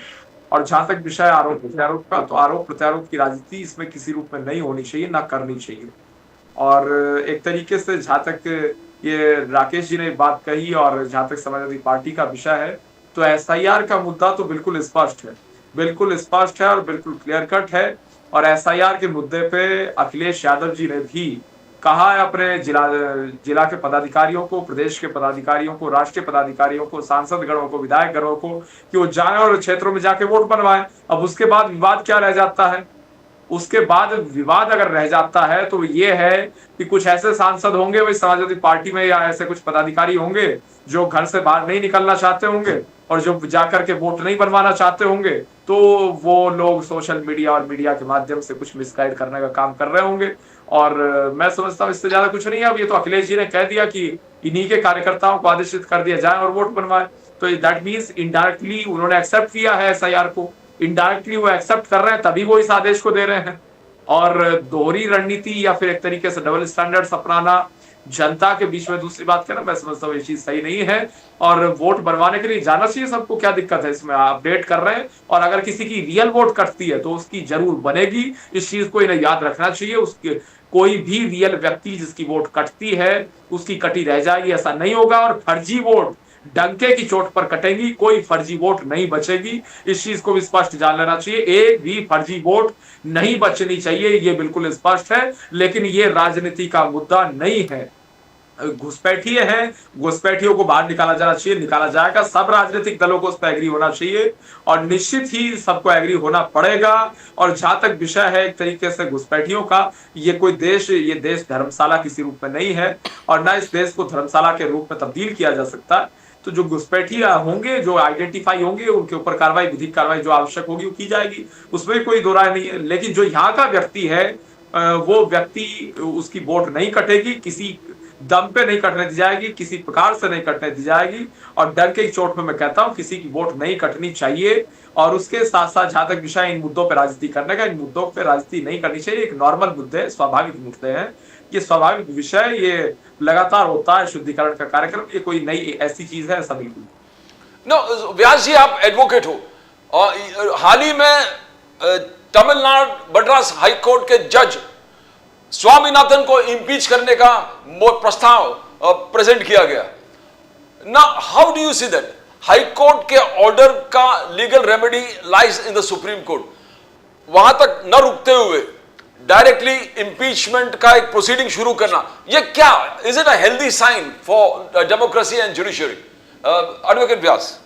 दुर्भाग्यपूर्ण है नाम्बियार जी, और आपने अपने प्रश्न का उत्तर आपने खुद नहीं दे दिया। नहीं, बट आप भी, अगर कोई उच्च न्यायालय का जज कोई फैसला देता है तो जहां तक अपने मुंबई उच्च न्यायालय में है तो एक डिवीजन बेंच होती है सिंगल जज के खिलाफ, और नहीं तो फिर अगर कहीं कहीं ऐसा है कि आप डायरेक्ट सुप्रीम कोर्ट भी जा सकते हैं, तो वो एक कानूनी प्रक्रिया का रास्ता अपनाए बिना आप राजनीतिकरण करके कुछ 100-125 सांसदों ने सिग्नेचर करके एक इम्पीचमेंट का जो महाभियोग चलाने का जो एक पत्र सौंप दिया है लोकसभा अध्यक्ष को, तो ये दुर्भाग्यपूर्ण है कि हम न्यायपालिका में भी कितनी ओछी हरकत करके राजनीति लाना चाह रहे हैं। क्या एक न्यायाधीश खुले स्वच्छंद रूप से अपना फैसला नहीं दे सकता? मान लीजिए वो फैसला आपके हिसाब से संवैधानिक नहीं है, कानून, तो आप जैसे आपने कहा उसका सुप्रीम कोर्ट जाइए, ऊपर के न्यायालय में जाकर के भारत का संविधान आपको ये इजाजत देता है कि आप अपील फाइल करिए, बजाय उसके आप जाकर के उसका राजनीतिकरण करेंगे और एक जज के खिलाफ जो सिटिंग जज वहां पे है उसकी जो एक इमेज है उसको टार्निश करने के प्रयत्न करेंगे कुछ सांसदों द्वारा सिग्नेचर देके महाभियोग। वो भी जानते हैं कि ये महाभियोग पास होने वाला नहीं है, क्योंकि महाभियोग पास करने के लिए 3/4 मेजोरिटी, 2/3 मेजोरिटी दोनों हाउस में चाहिए, जो नहीं है इनके पास। तो विशुद्ध रूप से ओछी राजनीति है, मैं दुर्भाग्यपूर्ण है लेकिन ये। बट उद्धव ठाकरे जी ने सपोर्ट किया, उद्धव ठाकरे जी, अभी ओरिजिनल शिवसेना तो आप हो, बट उद्धव ठाकरे जी भी सेना का झंडा लेकर, तो आप क्या बार बार जो एकनाथ शिंदे जी कह रहे हैं कि कॉम्प्रोमाइज्ड ऑन हिंदुत्व विचारों से दूर, बाला साहब ठाकरे जी के विचारों के से दूर, आखिरकार वो सच दिखाई दे रहे हैं। How do you see that? Nambiar, जब वो प्रश्न गौन हो गया, अब असली शिवसेना बाला साहब ठाकरे की विचारधारा पे चलने वाली कौन है उसका फैसला 2024 नवंबर-अक्टूबर में विधानसभा के मैसिव मैंडेट जिस व्यक्ति के नेतृत्व में चुनाव लड़ा गया, एकनाथ राव शिंदे, उनके हक में देकर के महाराष्ट्र की जनता ने, 13 करोड़ जनता ने फैसला कर दिया कि शिवसेना असली कौन सी है, बाला साहब के विचारधारा पे चलने वाली शिवसेना कौन सी है। अब कौन किस विचारधारा को छोड़ के कहा जा रहा है, किस पत्र में साइन कर रहा है, वो छोड़ दीजिए, उनके ऊपर है, मैं उनके बारे में कहना भी नहीं चाहता। डॉक्टर प्रजापति साहब, अखिलेश यादव जी वॉज फोरफ्रंट, हमने देखा अखिलेश यादव जी डेलीगेशन के साथ, एक जबरदस्त प्रेजेंस के साथ वहां पर जो इम्पीचमेंट मोशन का प्रपोजल देते हुए हमने देखा, बहुत एक्टिवली इन्वॉल्व थे। बट डॉक्टर प्रजापति, आपका स्टडी जबरदस्त है, you are doctor, you have studied lot, politics हो, हर चीज, तो क्या ये ठीक है? मुरुगन टेम्पल कंट्रोवर्सी जो तमिलनाडु में हो गया, जज ने कोई डिसीजन दे दिया, क्या उनको impeach, can't we wait to the supreme court order, उससे पहले इम्पीच करना जरूरी था? डॉक्टर प्रजापति देखिए जी, मैंने पहले ही कहा ना, तानाशाही के दौर में इबादतें नहीं लिखी जाती हैं। जब मैं मानता हूं कि अब्दुल मलिक जी ने जो कहा ठीक है कि कांग्रेस ने कभी तानाशाही की, लेकिन कभी की। और मैंने आपके भी चैनल पर एक बार पहले बोला था, आज कांग्रेस का प्रवक्ता नहीं है, तो मैंने कहा था कि कांग्रेस ने भी प्रजापति समाज को कभी सम्मान नहीं दिया, कभी नहीं दिया, क्योंकि इन्होंने भी कभी जो भाजपा ने किया है वही इन्होंने किया। क्योंकि आज उत्तर प्रदेश में पिछड़ा वर्ग का प्रदेश अध्यक्ष बनाया गया है, भाई आज तक के इतिहास में कुम्हार को प्रजापति को क्यों नहीं बनाया गया? 4 कुर्मी बना दिए, मौर्य बना दिया, गुर्जर बना दिया, क्या प्रजापति नहीं आता पिछड़ा वर्ग में? पिछड़ा वर्ग में तो आता है। 28 प्रदेश हैं, मैंने पहले भी पूछा था आपके चैनल पर एक बार, 28 प्रदेश है, 28 प्रदेश में कहीं एक प्रदेश में बना दीजिए पिछड़े में प्रजापति को, नहीं बनाएंगे ना। तो राष्ट्रीय अध्यक्ष जी अखिलेश यादव जी बड़े मंझे हुए खिलाड़ी हैं राजनीति के, और अभी अब्दुल मलिक जी ने भी तारीफ की उनकी कि भाई आज पूरे विश्व में पूरे भारत में तीसरे नंबर की पार्टी अगर पहुंचे हैं, तो नेताजी ने जो पार्टी खड़ी की थी, जो नेताजी अपने जीवन में पार्टी खड़ी करने के बावजूद भी इतनी सीटें कभी नहीं जीत पाए। आज राष्ट्रीय अध्यक्ष जी के नेतृत्व में 37 सीटें, और 37 को हम तो 45 मानते हैं, क्योंकि सब लोग जानते हैं कि कांग्रेस का उत्तर प्रदेश में बहुत ज्यादा समर्थन नहीं है। जो 6 सीटें जीती वो कांग्रेस ने समाजवादी पार्टी के समर्थन से जीती, यानी 45 सीटें पहली बार अगर जीतने का काम किया तो राष्ट्रीय अध्यक्ष जी के एक विजन के कारण किया, और वो विजन है उनका, पूरा विजन क्लियर है। वो विजन है डेवलपमेंट को लेकर के, एजुकेशन को लेकर के, और इसीलिए वहां तमिलनाडु में जाकर के उन्होंने डेवलपमेंट की बात की है, पीडीए की बात की। No, I want to doctor Malik, किस प्रकार से आप देखते हो नाउ, जैसे डॉक्टर प्रजापति साहब कह रहे हैं कि इम्पीचमेंट वाज प्रोबेबली नेसेसरी। अब आगे जाके जो यूपी इलेक्शन है 2027, काशी होगा, मथुरा होगा, संबल होगा, उसके लिए आरएसएस और बीजेपी टोटल एक प्लान बना के रखा है हार्ड हिंदुत्व का, और उनके साथ एक ओबीसी अध्यक्ष भी आपने जोड़ दिया है। किस प्रकार से आप देखते हो प्रजापति साहब, और दूसरा प्रजापति समाज को क्या न्याय अब तो मिलेगा? कोई न्याय नहीं दिया अभी तक। जी बिल्कुल, देखिए जहां तक विषय है, पहले मैं प्रजापति समाज की बात कर लेता हूँ। प्रजापति समाज ईमानदार समाज है, सबसे अच्छा समाज है, बेहतरीन समाज है, सभी सीधे लोग हैं पूर्ण रूप से। हाँ, शायद राकेश जी बोलना चाह रहे हैं, जी बोलिए। अब्दुल मलिक जी, वैसे आपके मतलब का नहीं है, लेकिन अभी हमारे 2 सांसद हैं, एक पप्पू निषाद जी और एक राजभर जी। अभी उन दोनों ने हमारी जो मैं आपके सामने भी कई बार इस चीज को रख चुका हूँ, 17 जातियों की अनुसूचित जाति करने। आखिर भाजपा को क्या नुकसान है ये करने में, जब भाजपा 2018, आप रखिए ना इस बात को, हमारी बात को मजबूती से, जब 2018 में योगी आदित्यनाथ जी मुख्यमंत्री बने, और मुख्यमंत्री बनने के बाद 17 जातियों को अनुसूचित जाति का प्रमाण पत्र जारी करने का आदेश दिया योगी आदित्यनाथ जी ने। बाकायदा सर्कुलर है, सर्कुलर में भेज दूंगा, मेरे पास सारे सर्कुलर, और बनने का ऑर्डर दिया, लेकिन थोड़े दिनों बाद वो खत्म हो गया। उसके बाद अभी हमारे रमाशंकर राजभर जी जो सांसद है हमारे, और हमारे दूसरे सांसद है पप्पू निषाद जी, उन्होंने लोकसभा के सदन में दोनों जगह अभी उठाया है इस मुद्दे को। उस मुद्दे पर आखिर भाजपा के नेता साइलेंट क्यों हो जाते हैं, चुप क्यों हो? बोलिए doctor Malik, come on, Prajapati साहब ने बोला है, टेल मी डॉक्टर मलिक। जी देखिए, जहां तक विषय एक तरीके से जिस तरीके राकेश जी ने विषय प्रारंभ किया, प्रजापति समाज का जिक्र किया इन्होंने, तो मैं समझता हूँ प्रजापति समाज सबसे अच्छा समाज है, ईमानदार समाज है, मजबूत समाज है। और उसके साथ साथ पॉलिटिकल रिप्रेजेंटेशन की अगर इन्होंने बात की, राजनीतिक रूप से उन्हें रिप्रेजेंटेशन नहीं मिला, तो मैं समझता हूँ ये निश्चित रूप से दुख का विषय है, दुख का कारण है। और उसके साथ साथ भारतीय जनता पार्टी वो पार्टी है जो प्रजापति समाज का पूर्ण रूप से सम्मान करती है। लेकिन हाँ, जहां तक विषय है एक तरीके से पॉलिटिकल रिप्रेजेंटेशन का, आजादी से आज तक इतना लंबा समय गुजर गया, कांग्रेस पार्टी की इस देश में, इस मुल्क में 60 साल सरकार रही, तो प्रजापति समाज को पॉलिटिकल रिप्रेजेंटेशन मिलना चाहिए था और कुछ ना कुछ तो कांग्रेस पार्टी को करना चाहिए था। लेकिन दुर्भाग्य है प्रजापति समाज का कि नहीं किया। और निश्चित रूप से अगर राकेश प्रजापति जी समाजवादी पार्टी में एक अलग विषय है, लेकिन हाँ, एक आम नागरिक के नाते, एक प्रजापति समाज के नेता के नाते, एक प्रजापति महासभा के नेता के नाते अगर इस बात को रखते हैं, तो मैं भी इनकी इस बात का समर्थन करता हूं कि प्रजापति समाज को कांग्रेस पार्टी ने जो सम्मान मिलना चाहिए था 60 साल में, नहीं दिया। इसमें कोई दो राय नहीं है, इस चीज से मैं डिनाई बिल्कुल नहीं करता। और उसके साथ साथ जहां तक विषय है समाजवादी पार्टी का, तो समाजवादी पार्टी और उत्तर प्रदेश की बात है और सांसदों की बात है, तो जो इन्होंने कहा 43 सांसद हमारी वजह से जीते, तो मैं उससे ज्यादा कुछ नहीं डिनाई कर सकता, क्योंकि वो एक रियलिटी भी है और फैक्ट भी है। कांग्रेस पार्टी की यह स्थिति है कि इमरान मसूद जी जो सहारनपुर से एमपी बन के गए, वो पूर्ण रूप से समाजवादी पार्टी के आधार पे सांसद बने, ये रियलिटी है। और कांग्रेस पार्टी का कुछ संगठन नहीं है।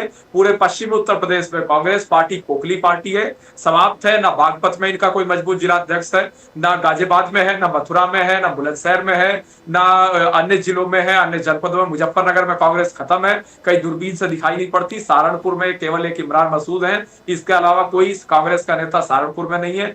फिर अन्य जिलों की बात करें, जब मथुरा तक आप चले जाओ, मथुरा में भी कांग्रेस पार्टी कहीं नहीं है और कांग्रेस को कोई पसंद नहीं करता। कोई मजबूत व्यक्ति कांग्रेस में जाना नहीं चाहता, क्योंकि वो पॉलिटिकल करियर अपना उत्तर प्रदेश में खत्म नहीं करना चाहता। ये एक रियलिटी है। और कांग्रेस पार्टी के जो मुख्य नेता राहुल गांधी है, वही लोकसभा का चुनाव उत्तर प्रदेश से हार गए थे, अमेठी से हार गए थे। इसीलिए कोई व्यक्ति, नेता कोई रिस्क नहीं लेना चाहता। उत्तर प्रदेश में जो व्यक्ति रह रहा है वो कांग्रेस ज्वाइन नहीं करता, ये फैक्ट है। और उसके साथ साथ जहां तक विषय एक तरीके से भारतीय जनता पार्टी का, और उसके साथ साथ कुर्मी समाज की भी अगर बात कर जाए और एक तरीके से ओबीसी की बात कर जाए, तो निश्चित रूप से आज पंकज चौधरी जी प्रदेश अध्यक्ष बने। बड़े अच्छे व्यक्ति हैं, सीधे व्यक्ति हैं, ईमानदार व्यक्ति हैं और कार्यकर्ताओं को एकजुट करने का पूर्ण रूप से काम करते हैं। और भारतीय जनता पार्टी वो प्रदेश अध्यक्ष के नाते निश्चित रूप से सभी कार्यकर्ताओं को एकजुट करने का काम करेंगे और वर्ष 2027 में मजबूती के साथ पूर्ण रूप से एक तरीके से पंकज चौधरी जी के नेतृत्व में भारतीय जनता पार्टी चुनाव लड़ेगी। इसमें भी किसी रूप में दो राय नहीं है। और ये निश्चित रूप से ओबीसी का भी सम्मान है, कुर्मी समाज का विशेष रूप से सम्मान है, और उसके साथ साथ पूर्वांचल का भी सम्मान है, गोरखपुर मंडल का भी सम्मान है, महाराजगंज से जहां से वो निरंतर 7 बार के सांसद हैं वहां का भी सम्मान है। और वो पार्षद भी रहे हैं, पार्षद से गली की राजनीति से प्रारंभ होकर संसद तक पहुंचे, पार्षद भी रहे और डिप्टी मेयर भी गोरखपुर के तरीके से वो रहे, और केंद्र में मंत्री भी रहे, केंद्र में वित्त राज्य मंत्री। बहुत अच्छे व्यक्ति हैं, मैंने तो बहुत अच्छे से उन्हें देखा है इस चीज में। बहुत सीधे हैं और ईमानदारी के साथ वो काम करते हैं और बीजेपी को यूपी में मजबूत करेंगे। और ग्राउंड लेवल पे, ग्रास रूट लेवल पे वो काम करते हैं और किसी रूप पे उनकी जो नीति है वो बिल्कुल स्पष्ट है कि जो भी व्यक्ति उन्हें जानता है वो मनभेद की राजनीति नहीं करते। मतभेद भले ही हो, अलग विषय हो सकता है हमारा, लेकिन मनभेद हम लोग नहीं करते हैं। ये अटल जी वाली परंपरा है और अटल जी की परंपरा को बीजेपी कायम रखती है। अटल जी के परंपरा या हार्ड हिट हिंदुत्व करने वाले हो आप संभल के मुद्दा रेस करने वाले हो,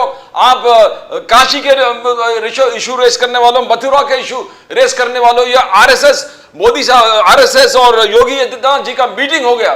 क्या आने वाला 1-1.5 साल हम यही देखेंगे, हार्ड हिट हिंदुत्व? बिल्कुल बिल्कुल। देखिए अब मैं बता देता हूं, बिल्कुल जहां तक विषय राम मंदिर का पूर्ण रूप से निर्माण हुआ और भव्य राम मंदिर का निर्माण हुआ योगी जी की सरकार के नेतृत्व में, मोदी जी की सरकार के नेतृत्व में, सुप्रीम कोर्ट ऑफ इंडिया के लैंडमार्क जजमेंट के पश्चात। और उसके साथ साथ उस लैंडमार्क जजमेंट को इम्प्लीमेंटेशन, एग्जीक्यूट उसको पूर्ण रूप से किया गया यूपी में।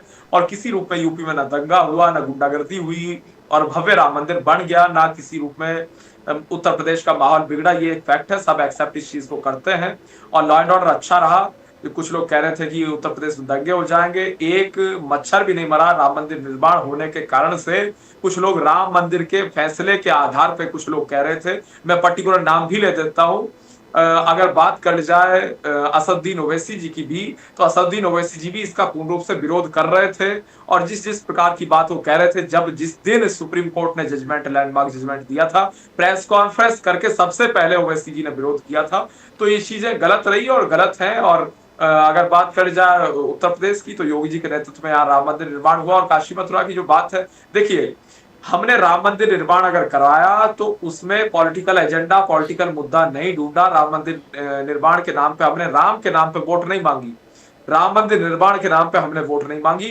मैं जय श्री राम कहता हूं, मैं पूजा करता हूं और निश्चित रूप से राम मेरी आस्था के प्रतीक हैं। राम मंदिर निर्माण होना चाहिए था और राम मंदिर निर्माण के लिए हम सबने संघर्ष भी किया, लेकिन राम मंदिर पे राजनीति नहीं होनी चाहिए, राम मंदिर पे वोट नहीं मांगी जाती हमारे द्वारा। हम राम के नाम पे वोट मांगने का काम नहीं करते हैं, ये भी बिल्कुल स्पष्ट है। और जहां तक विषय संस्कृति पे गौरव करने का, सभ्यता पे गौरव करने का, तो किया जाना चाहिए। इस देश की संस्कृति पे, सभ्यता पे गौरव और पार्टी लाइन से ऊपर उठ के होना चाहिए। ये नहीं है कि बीजेपी वाला ही राम की पूजा करे, कांग्रेस वाला राम की पूजा करेगा तो आला कमान नाराज, ये नहीं होना चाहिए। सब राजनीतिक दलों के सभी नेताओं को जो भी उनकी आस्था है उसके आधार पर पब्लिक में जाके, अगर वो पूजा कर रहे हैं तिलक लगा के पब्लिक में जाए, क्या आपत्ति है। कुछ लोग हैं जो विशेष रूप से, मैंने कुछ लोगों को देखा है, पर्सनली देखा है, दूसरे पार्टी के हैं, नाम नहीं लूंगा, लेना नहीं चाहिए, वो तिलक पोंछ के भी लोगों के बीच जाते हैं और वो अगर मंगलवार को वो उस रंग का कपड़ा पहन ले तो वो इस बात को भी निजी रूप में कहते हैं कि कहीं पार्टी के लोग उसे मिलने जाए, कहीं वो टोक ना दे। तो ऐसी चीजें नहीं होनी चाहिए। सबको फ्रीडम है, कॉन्स्टिट्यूशन है और पूर्ण रूप से सबको अधिकार है, सब राजनीतिक दल हैं, लेकिन कुछ लोगों ने अपना एक एनवायरनमेंट तैयार कर रखा है, अपना एक इकोसिस्टम सा बना रखा है और हिंदू विरोध के आधार पे कुछ लोग चलते हैं तो वो चलें, गलत है। और कांग्रेस पार्टी ने राम मंदिर निर्माण में रोड़ा अटकाया, ये सही बात है, इस चीज को एक्सेप्ट करना पड़ेगा। और उसके साथ साथ इस चीज को भी एक्सेप्ट करना पड़ेगा कि अगर काशी और मथुरा का विषय और मंदिरों का विषय है, देखिए जो हमारी जगह है वो मिलनी चाहिए, उसमें कोई दुराई नहीं। और मैं एक चीज अपनी भी इसमें साथ में जोड़ दूं, अगर मेरे ही परिवार की बात कर जाए, मैं पश्चिम उत्तर प्रदेश से आता हूं, हमारा बागपत जिला पड़ता है और हमारा जो फैमिली है, जमींदार परिवार है, तो हमारी 10,000 बीघा जमीन थी और वो पूर्ण रूप से 1960 में सीलिंग एक्ट आया, चंद्रभानु गुप्त की सरकार उत्तर प्रदेश में थी, कांग्रेस पार्टी की सरकार थी और सारी जमीन सीलिंग में देने का काम, ऐसे लोगों को देने का काम जिनका उस जमीन से कोई वास्ता नहीं था। तो ये कांग्रेस पार्टी का कुकर्म रहा, किसी की जमीन लेके किसी और को दे दो। ये चंद्रभानु गुप्त की सरकार ने उत्तर प्रदेश में किया और सीलिंग एक्ट लागू किया 1960-61 में, बजट में भी आया। और इस प्रकार की जो कारनामे कांग्रेस ने किए, निश्चित रूप से भुगतने पड़ेंगे कांग्रेस पार्टी को। और जो मेरी जगह है, निश्चित रूप से अगर कोई मेरी स्थान है तो ये मेरा अधिकार है कि मैं उसे मांगू। ऐसे ही हिंदुओं का अगर कोई स्थान है तो हिंदुओं का अधिकार है वो उसे मांगे। इसमें हिंदू मुस्लिम करना, डिवाइड एंड रूल करना या फिर एक तरीके से मुस्लिमों के प्रति नफरत का भाव पैदा करना, ये कहीं से नहीं आता। देखिए अगर आपकी या राकेश प्रजापति जी की भी जमीन अगर कहीं कब्जा हो जाएगी तो प्रजापति जी का अधिकार है, अगर वो सामने कब्जा करने वाला मुसलमान है तो उनका अधिकार बनता है कि वो उस जमीन के खिलाफ, उस व्यक्ति के खिलाफ वो मुकदमा दायर करें और जमीन लेने की बात करें। तो इसमें ये कहां से हो गया कि भाई प्रजापति जी मुसलमान के खिलाफ हो गए, हम तो अपना स्थान मांग रहे हैं, क्या ना मांगे अपना स्थान। क्या काशी और मथुरा की अगर बात की जाती है, अगर मैं बात करता हूं तो इसमें आपत्ति कहां से है। इसमें मुस्लिमों के खिलाफ होने वाली बात है ही नहीं। हिंदू, मुस्लिम, सिख, ईसाई, जैन, बौद्ध, पारसी सब इक्वली हम ट्रीट करते हैं। और माननीय प्रधानमंत्री मोदी जी के नेतृत्व में अगर बात कर जाए तो मुस्लिम लीडरशिप आज मजबूत है बीजेपी में, चाहे वो हमारे तो पारिवारिक संबंध है, आरिफ मोहम्मद खान जी आज गवर्नर हैं, तो निश्चित रूप से। और उसके साथ साथ सैयद शाहनवाज हुसैन साहब हो, मुख्तार अब्बास नकवी साहब हो, तमाम सारे भारतीय जनता पार्टी के वरिष्ठ नेता हैं। तो हम पूर्ण रूप से मुस्लिम लीडरशिप को आगे बढ़ाते हैं। नंबर 2, अगर बात कर जाए सरकारी योजनाओं की, आवास योजना का सबसे ज्यादा लाभ किसे मिला? मुसलमानों को मिला, क्योंकि उनके पास पक्के मकान नहीं थे। शौचालय की अगर स्कीम चलाई गई मोदी जी के द्वारा, उसका सबसे ज्यादा लाभ मुसलमानों को मिला।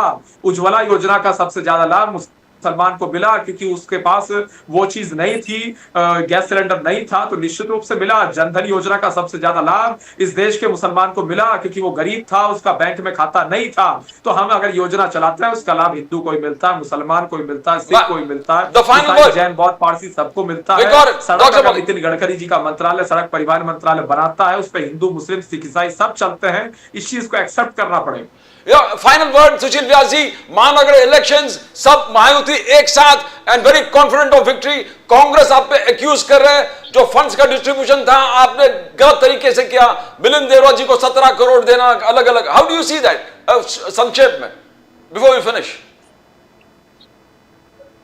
ऐसा है नामबियार जी, हताशा और निराशा में दिए गए बयानों को तो हम क्या जवाब दें, लेकिन जहां तक महायुति का सवाल है, एक पत्थर की लकीर है, मान के चलिए 31 जनवरी 2026 का डेडलाइन दिया है सुप्रीम कोर्ट ने, तब इलेक्शन पूरे हो जाएंगे। 29 महानगर पालिका है महाराष्ट्र में, आप देखेंगे सब की सब महायुति, देवेंद्र फडणवीस जी और एकनाथ शिंदे और अजित पवार के नेतृत्व में जो ये तीनों पार्टियों का गठबंधन जो इस समय जनता के आशीर्वाद से सरकार चला रहा है राज्य में, वो जीत के आएगा और उसमें कोई हमको शंका नजर नहीं आ रही। अब किसको क्या फंड दिया वो दिया, तो भाई ऐसा है कि अगर कोई गैरकानूनी काम हुआ है तो उनको नहीं पता हो तो मैं बता दूं, भारत के संविधान आर्टिकल 226 में रिट पिटीशन कर दें उच्च न्यायालय में, नहीं तो आर्टिकल 32 में जाकर सुप्रीम कोर्ट में रिट कर दें, दूध का दूध पानी का पानी हो जाएगा। गलत फंड का डिवीजन किसी को वितरण हो गया है तो रुक जाएगा। अब भाई जनता के हित में किसी जनप्रतिनिधि, मिलिंद देवड़ा क्या इस देश के संसद के सदस्य नहीं है क्या उन्होंने कोई जन कल्याण के कोई कार्य अगर रिकमेंड किया और उस कार्य में अगर कोई फंड सैंक्शन हो गया है राज्य सरकार द्वारा, अगर आपको लगता है संवैधानिक हो गया चैलेंज कीजिए, नहीं तो जनता के हित में ही नहीं हुआ ना। मिलिंद देवड़ा के घर में पैसा थोड़ी गया है, जनता के हित में जो वहां जन कल्याण के काम होंगे उसमें वो फंड लगेगा ना। उन्होंने रिकमेंड किया, उनके रिकमेंड में उन जन कल्याण के जन विकास के कार्यों को बढ़ावा मिलेगा, इसलिए वो एक जागरूक संसद सदस्य है। उन्होंने राज्य सरकार से लड़ाई करके अगर वो जनता के हित में फंड लिया तो क्या गलत किया भाई? आपको लगता है गैर कानूनी है तो चैलेंज कर दीजिए। Thank you so much advocate Sushil Vyas ji, thank you doctor Prajapati साहब, thank you so much for being on the show, thank you doctor Viral Malik ji, thank you for being on the show. As we always end with the preamble to the Constitution that says, "We the people hereby resolve to constitute India into a sovereign, socialist, secular, democratic republic and to secure to all its citizens justice, equality, liberty and fraternity. Justice that is social, economic and political. Equality that is equality before the law and equal protection of rights. When we talk about liberty, we believe in freedom of speech, expression, faith, worship and belief, and the right to life, liberty and pursuit of happiness. When we talk about fraternity, we talk about eternal brotherhood, believing in the territorial and political integrity of the nation." When you click to the icon subscribe, you subscribe to the fastest growing channel of the nation. When you click to the icon subscribe, you subscribe to the fastest growing channel of the nation, Nation Now. Nation Now, the fastest growing of the channel of the nation. And I always believe it is a fundamental duty of all political parties and leaders to come together to protect and preserve the foundations of our Constitution, the pillars of our Constitution. Because if the pillars of the Constitution are safe and secure, the Constitution survives, the Republic survives, and the people of the Republic survive. That's all from Pradeep Nambiar, but I want to tell you there's a show that we conducted, a special show of the government employees in Bandra government colony जो घर के लिए apply किया था, और एकनाथ शिंदे जी तब CM थे, promise कर दिया था कि आपको थोड़ा सा land, around 9 acres of land to house 3,500 government employees. Continuous उनका संघर्ष 10-15 साल से चल रहा है। एसआरए को जगह मिलता है, आईपीएस आईएएस लॉबी को जगह मिलता है, बट ये जो नॉन गेजेटेड स्टाफ है, गवर्नमेंट एम्प्लॉइज, उनको घर नहीं दे रहा स्टेट गवर्नमेंट महाराष्ट्र। फडणवीस साहब ने कहा कि कोई भी मराठी इस मुंबई को छोड़कर बाहर जाने नहीं देंगे। एकनाथ शिंदे जी ने वही कहा कि जो भी मराठी मानुस है वो मुंबई में रहेगा, वो बाहर नहीं जाएगा। बट ये 3,500 फैमिलीज जो गवर्नमेंट को, स्टेट गवर्नमेंट को सर्व कर रहा है, नॉन गेजेटेड, उनको तकलीफ है, वो कहां जाए? Let us see what's happening in the show. See you after that. That's all from Pradeep Nambiar, Nation Now. See you tomorrow with more news from the nation, center, Maharashtra and Mumbai. Till then, it's bye for now. Continue with the show.